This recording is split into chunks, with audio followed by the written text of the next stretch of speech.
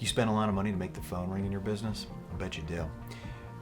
Sales rep or sales reps, blog writing, pay-per-click campaign, SEO, email marketing, social media posting. You're doing all these things to make the phone ring.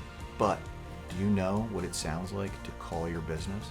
If you're not listening to call recordings, I want to encourage you to start right away. The results from you learning what it sounds like to call your business could be huge. In the meantime, if you don't know who I am, my name's Scott Miller. I'm the owner of thegrowthleague.com, and I've been coaching restoration businesses since '08.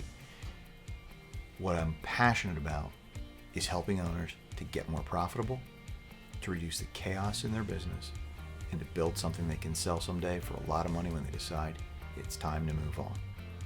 Okay, I listen to call recordings from restoration companies all over the country. Here's what I find a lot of times. 4 different things. You're going to say when you hear these things, there's no chance that my business sounds like this. And I hope you're right.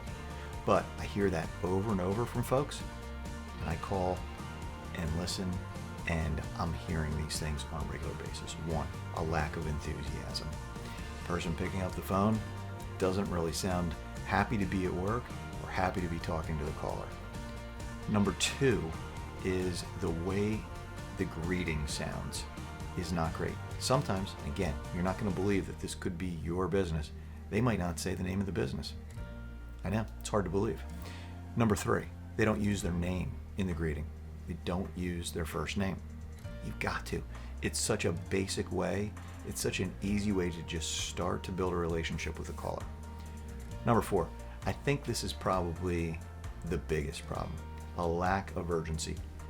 They don't transfer that need, that they don't create the sense of urgency for the caller, that it's really important that we get out to you right away to assess the situation and perhaps even start working.